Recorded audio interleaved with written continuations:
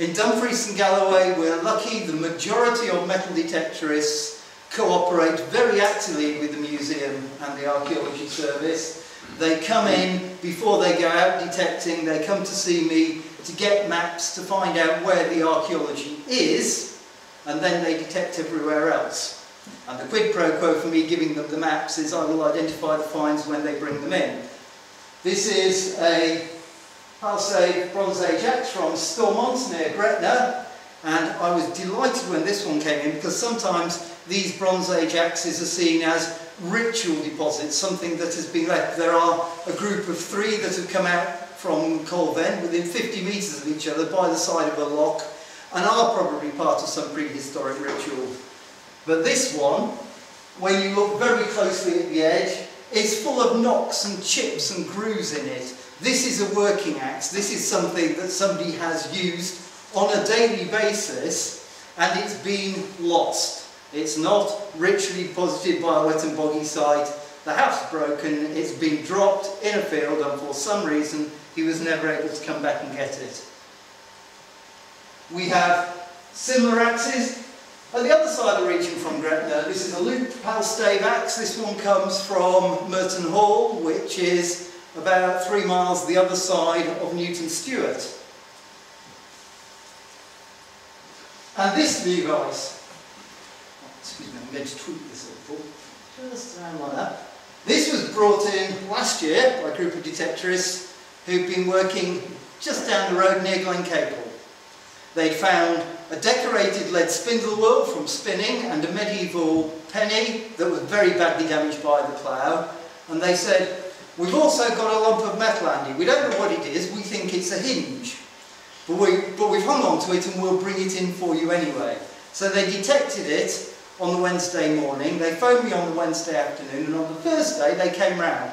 And I looked at the spindle wheel, and it was a decorated spindle wheel. It could be anything from 600 AD through to 1600 AD. And I looked at the medieval coin, and it's probably Edward the 1st, 2nd or 3rd of England, but it's far too badly damaged by the plough to determine it. And then I opened this piece of folded kitchen tissue and went, because that is a Middle Bronze Age halberd. They were completely wrong. They thought it was a hinge because the rivet holes were so well made they thought they'd been made by machine. But actually it's an exceedingly rare Bronze Age weapon. I originally thought it was a dagger, but it turns out the experts tell us it is a halberd. And a very rare find indeed. It's actually the first one in Dumfries and Galloway that's been found since the 19th century. We also get stunningly pretty but very, very tiny pieces. This is a piece of gold work. It's actually carefully manufactured. It's a mixture of gold and silver alloy, and apparently by very careful metalworking techniques they can hammer it with tiny hammers in bands to get the gold to actually rise to the surface by working. And this is a piece of ring money also from the Bronze Age and from up near Durrisdeer. Moving into the Iron Age, we have this lovely classic Latin Iron Age piece. This is a harness mount, either from a horse harness or from a chariot. Interestingly, although it's definitely Celtic and definitely Celtic in style, it actually comes from a field just outside the north gate of a Roman fort, and actually probably indicates that the Roman cavalrymen based there were actually using native craftsmen to produce the fittings for their horses. And in a similar fashion and a similar style, we have another Iron Age piece. This one is the crossguard or hilt section from a sword. The blade comes down there and the handle comes out the top. Again, it's a copper alloy, and this one was found just down the road at Maybe. So we have high status Iron Age items. We have Romans. We have a number of Roman coins turn up. The detectorists are very good. We have a number of forts in the area, and they're carefully surveying the more outlying areas to see what turns up rather than being near the archaeology. So we get Roman coins from near Kirkton, Roman coins from near Mouseld, and Roman coins from over at Annan, with, in this case, identifiable ones for Hadrian and Marcus Aurelius.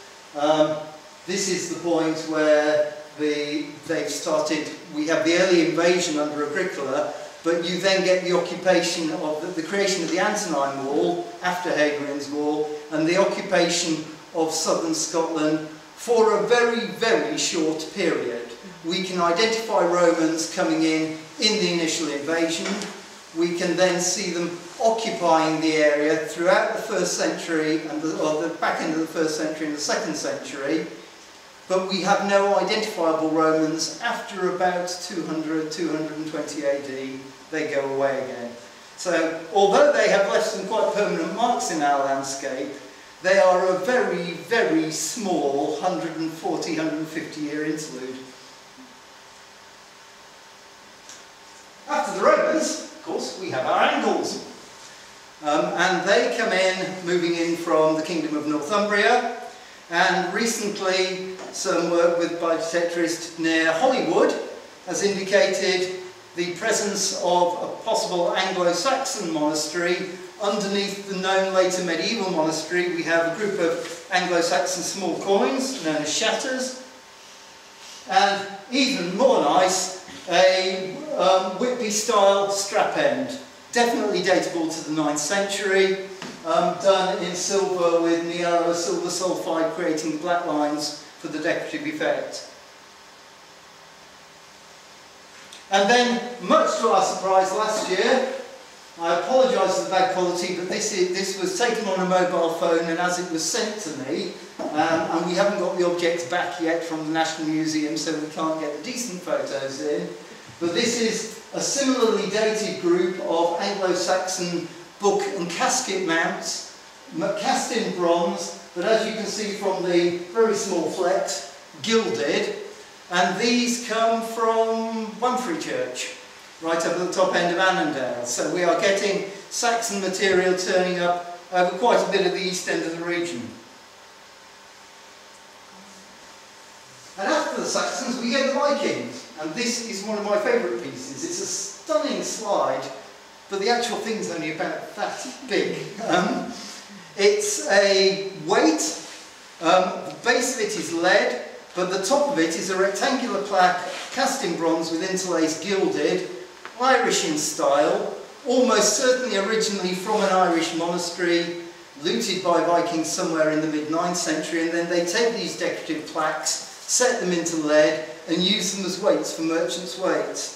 This one comes from near Kirkton, and I have recently reinterpreted an old 19th century record about when Kirkton Church was built. There is a description of a body being found with an iron spear and shield boss, and that is almost certainly a pagan Viking burial. And completely up to the minute, summer 2011, we have detectorists out working on a known site, a small shielding site.